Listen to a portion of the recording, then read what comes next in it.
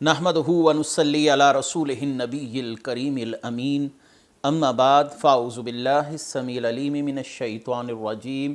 बिस्मिल्लाहिर रहमानिर रहीम क़ालल्लाहु तबारक व तआला फ़िल क़ुरआनिल हकीम इन्नल्लाहा व मलाइकतहु युसल्लूना अलन नबी या अय्युहल्लज़ीना आमनू सल्लु अलैहि व सल्लिमू तस्लीमा अस्सलातु वस्सलामु अलैका या रसूलल्लाह व अला आलिका व अस्हाबिका या नबी अल्लाह। अल्लाह ताला की हम्द व सना जाने आलम हज़रत मोहम्मद मुस्तफ़ा सल्लल्लाहु अलैहि वसल्लम और आपके जमी आलो अस्हाब की बारगाह नाज में दुरूद व सलाम के नजरानों के बाद काबिल सद तकरीम व ताज़ीम मेरे दीनी और यकीनी दोस्तों, बुज़ुर्गों और भाइयों, हमारा आज का दर्स एक मरतबा फिर रवाफ़िस की तरफ से उठाए गए सहाबा इकराम पर एतराज़ात के सिलसिले में मुनक़्क़िद पज़ीर है। और बिलख़सूस आज का ये जो दर्स है ये मशहूर राफ़सी ख़ाइन दज्जाल हसन अल-अय्यारी के हवाले से इनेकाद पज़ीर है कि उसने सही बुखारी की एक रिवायत पढ़ी कि कुछ लोगों को क़यामत के दिन लाया जाएगा, नबी करीम सल्लल्लाहु अलैहि वसल्लम फरमाएंगे कि ये मेरे सहाबी हैं। तो आप सल्लल्लाहु अलैहि वसल्लम से कहा जाएगा कि आप नहीं जानते कि इन्होंने आपके बाद किस बिदअत का इर्तिकाब किया या कौन कौन सी बिदअत के मुर्तकिब हुए। और ये बिदअत से मुराद इसने हज़रत अबू बकर सिद्दीक़ रज़ी अल्लाह ताला अन्हु और हज़रत उमर फ़ारूक रज़ी अल्लाह ताला अन्हु की खिलाफत मुराद ली है। लिहाजा हज़रत अबू बकर सिद्दीक़ रज़ी अल्लाह ताला अन्हु, हज़रत उमर फ़ारूक रज़ी अल्लाह ताला अन्हु बिलख़ुसूस व बिलअमूम दीगर सहाबा इकराम ने जिस बिदअत का इर्तिकाब किया वो शेख़ैन करीमैन की खिलाफत को कबूल करना था और उनके हाथ पर बैत खिलाफत करना था। ये मैंने आपके सामने इसकी गुफ्तगू का ख़ुलासा अर्ज़ कर दिया। अब इसकी गुफ्तगू आप इसकी ज़ुबान से ही समात कीजिए। इंशाअल्लाह इसकी गुफ्तगू के बाद हम आते हैं इसके जवाबात की तरफ। चाबदार है तुराथ अल-अरबी, देखें ये हदीस नंबर है 4625, किताब तफसीर है। वकुन्तु अलैहिम शहीदन मा दुम्तु फीहिम फलम्मा तवफ़ैतनी कुन्त अंत अर्रक़ीब अलैहिम व अंत अला कुल्लि शैइन शहीद। ये इस आया की तफसीर है। यहाँ पर वही है, या रब्बि उसैहाबी, ए मेरे, उनको जन्नत की तरफ नहीं हौज़ कौसर से बगाया जाएगा ना, तो मैं कहूँगा या रब्बि ये मेरे सहाबा हैं। एक मिनट में हाईलाइट कर दूँ, एक मिनट में इसको फुल पेज करता हूं ताकि सबको अच्छी तरह नजर आए। पर आपकी तरफ आते हैं तो वो कहेंगे इन्नक ला तदरी मा अहदसु बअदक, आपको पता नहीं है कि इन लोगों ने आपके बाद दीन में क्या बिदअतें दाखिल की हैं इन लोगों ने। मैं तो कुरान की आयत की तिलावत करूंगा ना, कि ये कुरान की जो आयत है, फयुकाल, कहा जाएगा, यानी अल्लाह की जानिब से जवाब आएगा, इन्ना हाउलाइ लम यज़ालू मुर्तद्दीन अला आक़ाबिहिम मुन्ज़ु फ़ारक़तहुम, ये लोग हमेशा से मुर्तद रहे हैं, अपने आबा व अजदाद की दीन पे वो वापस गए। आकाब बोलते हैं वो पैर की ईड़ी को, और आकाब बोलते हैं जद्द आबा को भी आकाब बोलते हैं। तो ये लोग ये मुर्तद हो गए, ये फिर गए अपने आबा की दीन से बाहर गए। कब से? मुन्ज़ु फ़ारक़तुम, जूं ही आपसे फ़राक़ हासिल हुई है। ये एक हदीस, दो हदीस, ये कई हदीस है बुखारी में और मुस्लिम में भी। जूं ही आपकी फ़राक़ हासिल हुई है, तो ये जो है जूं ही नबी सल्लल्लाहु अलैहि वसल्लम की फ़राक़ हुई है, वो उसी वक्त से ये मुर्तद रहे हैं। आपने इसकी गुफ्तगू को समात कर लिया। मैं सबसे पहले सही बुखारी शरीफ की वही रिवायत पढ़ने जा रहा हूँ जिससे इसने इस्तिदलाल किया, ताकि आपके सामने हकीकी सूरत हाल वाज़ेह हो जाए। नबी करीम सल्लल्लाहु अलैहि वसल्लम के पास कुछ लोग लाए जाएंगे, आपकी उम्मत के कुछ लोगों को लाया जाएगा। आप सल्लल्लाहु अलैहि वसल्लम ने फरमाया, पास इनको बाईं जानिब से पकड़ा, फ़युख़ज़ु बिहिम ज़ात शिमाली, बस उनको बाईं जानिब से पकड़ा जाएगा। और आका करीम सल्लल्लाहु अलैहि वसल्लम ने फरमाया, फ़अक़ूलु या रब्बी उसैहाबी फ़युक़ालु इन्नका ला तदरी मा अहदसु बादका, कि मैं कहूँगा ए मेरे रब ये मेरे असहाबी हैं, सहाबी हैं, तो कहा जाएगा आप अज़ खुद नहीं जानते कि उन्होंने आपके बाद क्या क्या किया। आगे रिवायत का आखिरी हिस्सा है जो इसने पढ़ा, इन्ना हाउलाइ लम यज़ालू मुर्तद्दीन अला आक़ाबिहिम मुन्ज़ु फ़ारक़तहुम, پس کہا جائے گا بے شک یہ وہ لوگ ہیں جب آپ ان سے جدا ہوئے تو یہ اپنی ایڑیوں پر پھر گئے تھے، یہ مرتد ہو گئے تھے۔ یہ وہ روایت ہے، آپ نے صحیح بخاری کی روایت کو بھی سامنے دیکھ لیا جس سے اس نے استدلال کیا ہے۔ اس گفتگو میں اس کی طرف سے 3 سوالات جو ہیں وہ مجموعی طور پر اٹھائے گئے، اور سب سے پہلا اور اہم سوال اس ارتداد سے مراد شیخین کریمین کی خلافت ہے، اور جن لوگوں نے اس خلافت کو قبول کیا اور شیخین کریمین نے اس خلافت کا انعقاد کیا تو گویا کہ وہ ایک ایسی بدعت کے مرتکب ہوئے نعوذ باللہ کہ وہ اسلام سے مرتد ہو گئے۔ اب میں آتا ہوں سب سے پہلے اس کے جوابات کے سلسلے کی طرف، اور میرے سامنے آ رہی ہے روافظ کی مشہور کتاب، معتبر کتاب نہج البلاغہ۔ نہج البلاغہ جو ہے یہ روافظ کے ہاں تمام کتابوں میں سب سے زیادہ اہمیت اور فوقیت کی حامل سمجھی جاتی ہے۔ میرے سامنے ہے مولا علی کرم اللہ وجہہ الکریم کا خطبہ نمبر 171۔ یاد رہے یہ کتاب مولا علی کی طرف منسوب ہے، اہل سنت کا نظریہ یہی ہے، لیکن روافظ کے بقول یہ مولا علی کرم اللہ وجہہ الکریم کے خطبات ہیں، ان کے مکتوبات ہیں، اور یہ ان کے ہاں معتبر ہے، لہٰذا یہاں پر جو گفتگو کی جا رہی ہے وہ روافظ پر بطور الزام پیش کی جا رہی ہے۔ حضرت علی رضی اللہ تعالیٰ عنہ کا ارشاد ہے، وَلَعَمْرِي لَإِنْ قَانَتِ الْعِمَامَةُ أَن تَنْعَقِدُ حَتَّى يَحْضُرُهَا عَامَّةُ النَّاسِ فَمَا إِلَى ذَلِكَ سَبِيلٌ وَلَكِنْ أَهْلُهَا يَحْكُمُونَ عَلَى مَنْ غَابَ عَنْهَا ثُمَّ لَيْسَ لِلشَّاهِدِ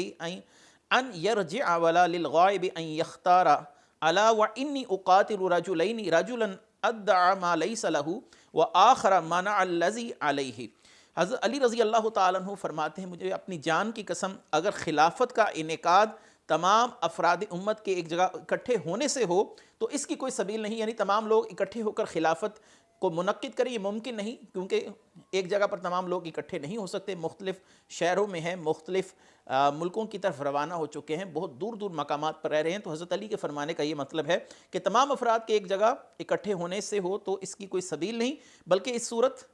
تو انہوں نے یہ رکھی تھی کہ اس کے کرتا دھرتا لوگ اپنے فیصلے کا ان لوگوں کو بھی پابند بنائیں گے جو بیعت کے وقت موجود نہ ہوں گے، پھر موجود کو یہ اختیار نہ ہوگا وہ بیعت سے انحراف کرے، نہ غیر موجود کو یہ حق ہوگا وہ کسی اور کو منتخب کرے۔ دیکھو میں 2 شخصوں سے ضرور جنگ کروں گا،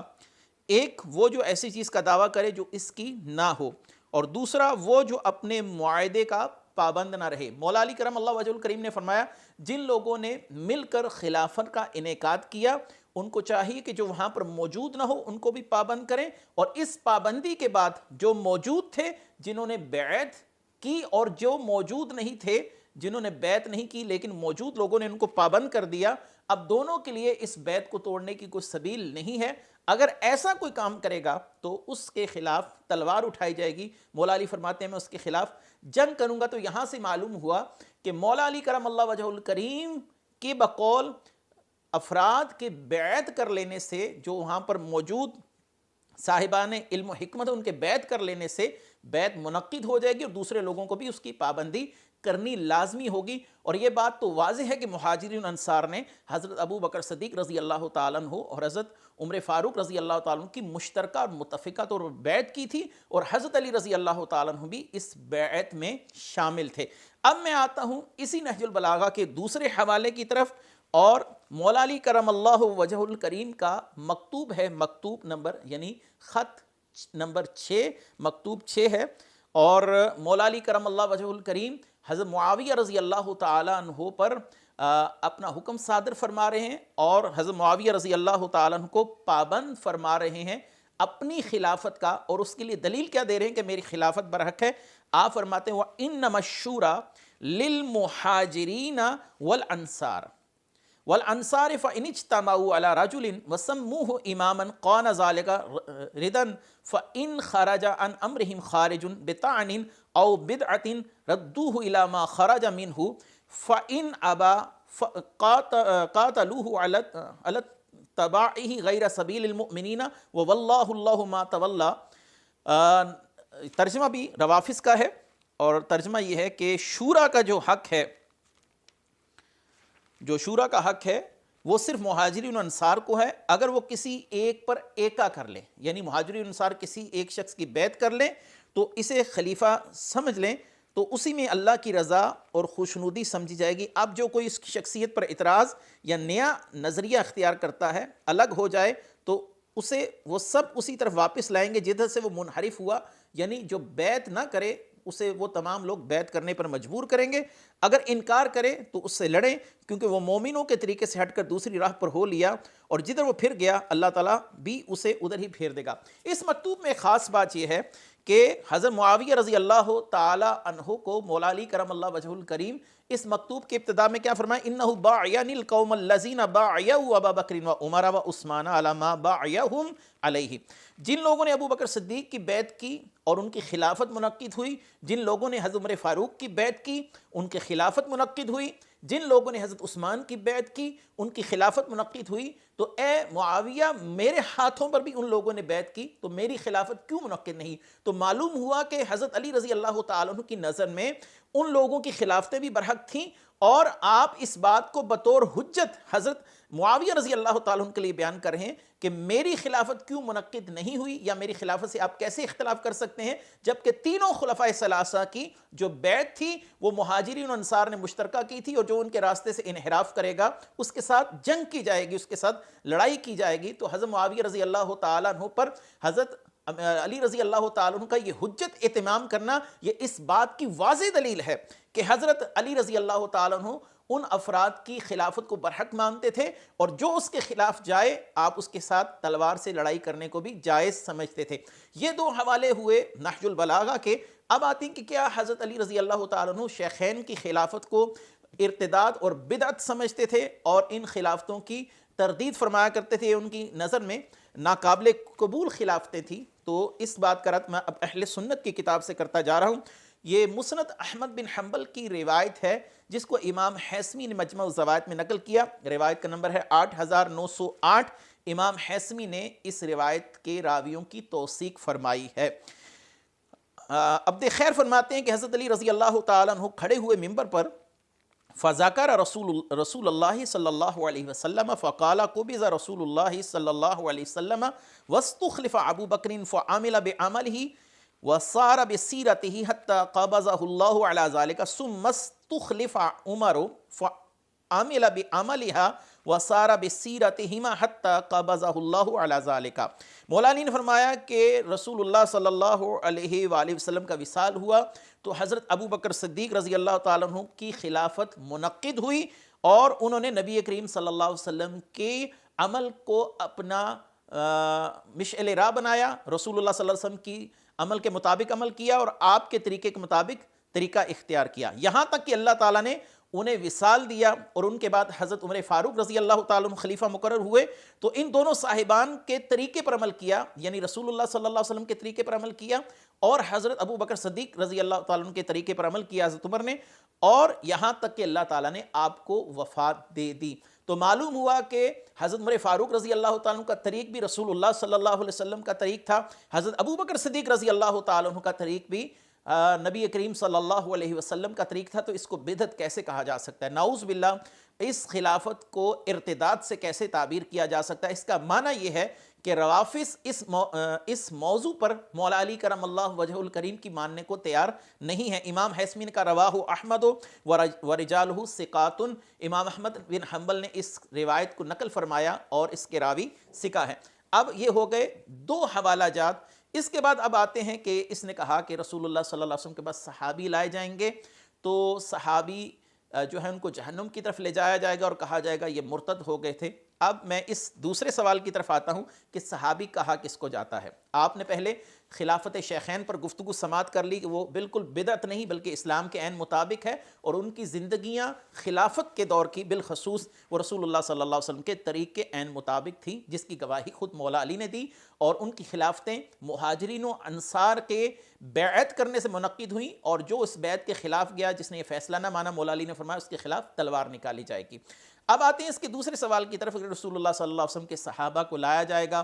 تو رسول اللہ صلی اللہ علیہ وسلم فرمائیں گے کہ یہ میرے صحابی ہیں، لیکن ان کو جہنم کی طرف لے جایا جائے گا، یہ کہہ کر یہ مرتد ہو گئے تھے۔ یاد رکھیے کہ رسول اللہ صلی اللہ علیہ وسلم کا کوئی صحابی مرتد نہیں ہوا تھا، کیوں؟ اب اس کا جواب جو ہے وہ سماعت کر لیجئے. میرے ہاتھ میں التقیید والعیدہ، یہ امام حافظ زین الدین عبد الرحیم بن حسین العراقی جن کا وصال 806 ہجری ہے، ان کی کتاب ہے. یہ صحابی کی تعریف نقل فرما رہے ہیں. آپ فرماتے ہیں من لقی النبی صلی اللہ علیہ وسلم مسلما ثم مات علی الاسلام، جو رسول اللہ صلی اللہ علیہ وسلم سے حالت ایمان پر ملا اور اس کا خاتمہ بھی اسی حال پر ہوا، یعنی اسلام پر اس کا خاتمہ ہوا، حالت ایمان پر اس کا خاتمہ ہوا، تو یہ لوگ صحابی کہلاتے ہیں. جب اس حدیث میں موجود ہے کہ وہ مرتد ہو گئے تھے تو اس کا معنی یہ ہوا کہ وہاں پر صحابی کی اصطلاحی تعریف مراد نہیں ہے، لغوی اور مجازی طور پر ان پر صحابی کا اطلاق کیا گیا، کیونکہ صحابی کے لیے حالت ایمان پر زندہ رہنا اور حالت ایمان پر مرنا یہ شرط اول ہے. اور آگے کیا کہتے ہیں، من ارتد ومات کافرا کعبداللہ ابن خطل وربیۃ ابن امیۃ ومقیس ابن ذبابۃ، ایسے لوگ جو مرتد ہو گئے، کافر ہو کے مرے، عبداللہ بن خطل، ربیہ بن امیہ، مقیس بن ذبابہ، ان پر صحابی کا اطلاق نہیں ہوگا جو مرتد ہو کے مرا. اور وہاں پر ارتداد کی بات کی گئی کہ یہ مرتد ہو گئے تھے آپ کے بعد، تو اب ثابت ہوا کہ وہاں پر صحابی کا جو اطلاق ہے وہ مجازی ہے، لغوی طور پر ہے. حقیقی صحابی وہ ہے جو حالت ایمان پر زندہ رہا اور اس کا خاتمہ حالت ایمان پر ہی ہو گیا. رسول اللہ صلی اللہ علیہ وسلم کے دور میں منافقین پر بھی لفظ صحابی کا لغوی طور پر اور مجازی طور پر اطلاق کیا جاتا تھا. اس حوالے سے میں آپ کے سامنے دو روایات پڑھ رہا ہوں، ایک صحیح مسلم کی اور ایک مجموع الزوائد صحیح پڑھوں گا. صحیح مسلم کی جو روایت ہے اس کا لب لباب یہ ہے کہ حضرت جابر بن عبداللہ انصاری رضی اللہ تعالیٰ عنہ فرماتے ہیں کہ نبی کریم صلی اللہ علیہ وسلم تبوک سے واپسی پر مقام جعرانہ پر لوگوں میں غنیمتیں تقسیم فرما رہے تھے، تو ایک شخص نے رسول اللہ صلی اللہ علیہ وسلم سے کہا کہ آپ انصاف کیجئے. تو نبی کریم صلی اللہ علیہ وسلم نے فرمایا وَيْلَكَ وَمَنْ يَعْدِلُ إِذَا لَمْ أَكُنْ أَعْدِلُ، اگر میں انصاف نہیں کروں گا تو کون انصاف کرے گا. یہ بات سن کر حضرت عمر فاروق رضی اللہ تعالیٰ عنہ نے فرمایا دعنی اقتل ھذا المنافق، یا رسول اللہ صلی اللہ علیہ وسلم مجھے چھوڑ دیجئے یا اجازت دیجئے میں اس منافق کو قتل کروں، اس نے آپ کی توہین کی، آپ صلی اللہ علیہ وسلم کو بے انصاف کہا، نعوذ باللہ آپ صلی اللہ علیہ وسلم کے انصاف پر اعتراض کیا. تو آقا کریم صلی اللہ علیہ وسلم نے فرمایا فقال رسول اللہ صلی اللہ علیہ وسلم معاذ اللہ ان یتحدث الناس انی اقتل اصحابی، کہ آپ صلی اللہ علیہ وسلم فرمایا میں لوگوں کے اس قول سے کہ میں اپنے ساتھیوں کو قتل کرنے لگ گیا ہوں اللہ کی پناہ چاہتا ہوں. یہاں پر لفظ اصحابی کا اطلاق ذوالخیسرہ تمیمی یا جو بھی وہ منافق تھا جس کو حضرت عمر فاروق منافق کہہ رہے ہیں، صحابہ کے سامنے کہہ رہے ہیں، رسول اللہ کے سامنے کہہ رہے ہیں، لیکن رسول اللہ صلی اللہ علیہ وسلم نے اس سے اصحابی کہا. تو اس کا معنی یہ ہے کہ بطور مجاز ان لوگوں پر صحابی کا اطلاق ہو جاتا تھا یا کیا گیا ہے. اور یہی لوگ تھے منافقین جو رسول اللہ صلی اللہ علیہ وسلم کے بعد حالت ارتداد میں گئے، ان کا نفاق ظاہر ہوا، اور یہی منافقین تھے جن پر مرتد ہونے کا جو ہے انتباہ کیا جا سکتا ہے. اب آ رہی ہے دوسری روایت کہ رسول اللہ صلی اللہ علیہ وسلم کے ظاہری حیات مقدسہ میں منافقین پر بھی صحابی لفظ کا اطلاق بطور مجاز کیا جاتا تھا. حضرت حذیفہ فرماتے ہیں کہ میں نبی کریم صلی اللہ علیہ وسلم کی اونٹنی کی لگام پکڑ کر جا رہا تھا. یہ روایت ہے مجمع الزوائد میں اور روایت کا نمبر ہے 422. میرے ساتھ حضرت عمار بن یاسر رضی اللہ تعالیٰ عنہ بھی تھے، وہ اونٹ کو ہانک رہے تھے. راستے میں 12 افراد ہمیں نظر آئے. رسول اللہ صلی اللہ علیہ وسلم نے فرمایا ہؤلاء المنافقون الی یوم القیامۃ، یہ لوگ ایسے پکے ٹھکے منافق ہیں کہ قیامت کی صبح تک منافق ہی رہیں گے، ان میں کوئی شخص بھی اسلام قبول نہیں کرے گا. دلی طور پر یہ لوگ منافقت رکھتے تھے، نفاق رکھتے تھے. تو حضرت حذیفہ رضی اللہ تعالیٰ عنہ نے فرمایا یا رسول اللہ صلی اللہ علیہ وسلم الا تبعثوا الا کل رجل منهم فتقتلوه، کہ آپ اگر اجازت دیں تو میں کسی شخص کو بھیج کر ان کو قتل نہ کروا دوں. تو رسول اللہ صلی اللہ علیہ وسلم نے فرمایا اکرہ ان یتحدث الناس ان محمدا یقتل اصحابہ، کہ میں اس بات کو ناپسند کرتا ہوں کہ لوگ یہ بات کہیں کہ محمد صلی اللہ علیہ وسلم اپنے اصحاب کو قتل کروا دیتے ہیں. رسول اللہ صلی اللہ علیہ وسلم نے بھی ان کو منافق فرمایا، ایسا منافق فرمایا جو قیامت کی صبح تک منافق رہیں گے. حضرت حذیفہ بھی سن رہے ہیں، عمار بن یاسر رضی اللہ تعالیٰ عنہ بھی سن رہے ہیں، لیکن ان پر رسول اللہ صلی اللہ علیہ وسلم نے لفظ اصحاب کا بھی اطلاق کیا بطور مجاز، ان محمدن یقتل اصحابہ. یہ روایت صحیح راویوں سے مروی ہے، امام حیثمی نے اس کے راویوں کی توثیق کی. تو یہاں سے معلوم ہوا کہ اصحاب کے لفظ کا اطلاق مجازی طور پر ان لوگوں پر بھی کیا گیا جو حالت نفاق سے متصف تھے یا منافق تھے۔ میں اپنی اس بات کی تائید میں مشہور عالم دین حدیث کے عالم امام ابو محمد عبداللہ بن مسلم ابن قتیبہ جن کا وصال 276 ہجری میں ہوا، ان کی کتاب تعویل و مختلف الحدیث سے روایت آپ کے سامنے عبارت کا ترجمہ جو ہے وہ پڑھ رہا ہوں، عبارت کا مفہوم پیش کر رہا ہوں۔ آپ فرماتے وَنَحْنُ نَعْلَمُ أَنَّهُ قَدْ كَانَ يَشْهَدُ مَعَ رسول اللہ صلی اللہ علیہ وسلم الْمُشَاهِدَ وَيَحْضُرُ مَعَهُ الْمَغَازِيَ الْمُنَافِقُ لِطَلَبِ الْمَغْنِمِ وَرَقِيقُ الدِّينِ وَالْمُرْتَابُ وَالشَّاكُ۔ کہتے ہیں کہ ہم جانتے ہیں کہ رسول اللہ صلی اللہ علیہ وسلم کے ساتھ منافقین غزوات میں شریک ہوتے تھے، دنیاوی مفادات کے لیے، مال غنیمت وغیرہ کے لیے۔ میں عبارت کا مفہوم پڑھ رہا ہوں۔ اور رسول اللہ صلی اللہ علیہ وسلم کے بعد جو لوگ مرتد ہوا، قد ارتد بعدہ اقوام منہم عیینۃ بن حصن، جو لوگ رسول اللہ صلی اللہ علیہ وسلم کے بعد مرتد ہوئے ان میں عیینہ بن حصن تھا جو کہ ملحق ہو گیا تھا، جا کر مل گیا تھا بطلیحہ تبن خویلد، طلیحہ بن خویلد کے ساتھ جا کر مل گیا تھا۔ پھر اس کو حضرت خالد بن ولید رضی اللہ تعالیٰ عنہ نے گرفتار کر حضرت ابو بکر صدیق رضی اللہ تعالیٰ عنہ کے پاس بھیجا۔ جب اس کو مدینہ شریف میں لایا گیا تو یہ زنجیروں میں بندھا ہوا تھا، اور لوگوں نے اسے کیا کہا، ای عدو اللہ کفرت باللہ بعد ایمان کا، تو نے اللہ پر ایمان لانے کے بعد کفر کیا۔ تو آگے سے عیینہ بن حصن کہنے لگا فیقول عدو اللہ واللہ ما کنت آمنت، کہ اللہ کی قسم میں کبھی ایمان لایا ہی نہیں تھا، میں نے کبھی اسلام قبول ہی نہیں کیا تھا۔ تو معلوم ہوا یہ ارتداد ان لوگوں سے سرزد ہوا جو رسول اللہ صلی اللہ علیہ وسلم کی زندگی میں نفاق کی چادر اوڑے ہوئے تھے، جو دلی طور پر منافق تھے، جس کا جو اعتراف ہے وہ خود عیینہ بن حصن نے کیا۔ اپنی اسی بات کی تائید میں مشہور عالم دین امام حافظ ابو سلیمان حمد بن محمد الخطابی جن کا وصال 388 ہجری میں ہوا، ان کی کتاب اعلام السنن، یعنی جس کو اعلام الحدیث بھی کہا جاتا ہے، یہ بخاری شریف کی مشہور شرح ہے، اس سے پڑھ دیتا ہوں۔ آپ فرماتے ہیں وَلَمْ يَرْتَدَّ أَحَدٌ مِّنَ الصَّحَابَةِ وَالْحَمْدُ لِلَّهِ وَإِنَّمَا ارْتَدَّ قَوْمٌ مِّن جُفَاةِ الْأَعْرَابِ۔ کہتے ہیں کہ الحمدللہ اللہ کے فضل سے رسول اللہ صلی اللہ علیہ وسلم کا ایک بھی صحابی مرتد نہیں ہوا۔ تو یہ جن لوگوں کے ارتداد کا ذکر اس روایت میں کیا گیا کون ہے، میں پہلے بیان کر چکا، اب دوبارہ میں یہاں سے بیان کر دیتا ہوں۔ جب عیینہ بن حصن کو حضرت ابو بکر صدیق کے پاس قیدی بنا کر لایا گیا تو لوگوں نے اسے طعن کیا اور کہا کہ تو مرتد ہو گیا۔ تو وہ کہنے لگا مرتد ولم اکن اسلمت، میں نے ارتداد نہیں کیا کیونکہ میں کبھی اسلام میں داخل ہی نہیں ہوا تھا، میں نے کبھی اسلام قبول ہی نہیں کیا تھا۔ آگے اسی عبارت کے آخر میں کہتے ہیں لا یوجب قدحا فی الصحابۃ المشہورین رضوان اللہ علیہم اجمعین، اور یہ بات صحابہ پر جرا قدح کا سبب نہیں بن سکتی، کیونکہ جس شخص کے حوالے سے یہ واقعہ بیان کیا جا رہا ہے کہ اس نے کبھی اسلام قبول ہی نہیں کیا تھا رسول اللہ صلی اللہ علیہ وسلم کی زندگی میں، وہ خود کو ایک مسلمان ظاہر کرتا رہا، وہ منافقین میں شمار کیا جائے گا۔ اس بات کی تائید آخری حوالہ اب آپ کے سامنے آ رہا ہے، امام شہاب الدین طور پشتی جن کا وصال 661 ہجری میں ہے، آپ کی کتاب ہے المیسر، یہ شرح المصابی ہے، اور اس کے اندر بھی آپ نے یہی بات فرمائی۔ آپ کیا بات فرماتے ہیں، میں عبارت کا خلاصہ پیش کر رہا ہوں۔ کہتے ہیں کہ صحبت نبی جو ہے یہ مقترن ہے ایمان کے ساتھ، اور اس لفظ صحابی کا جو اطلاق ہے کس شخص پر ہوگا، الا علی من صدق فی ایمانہ وظاہر منہ امارتہ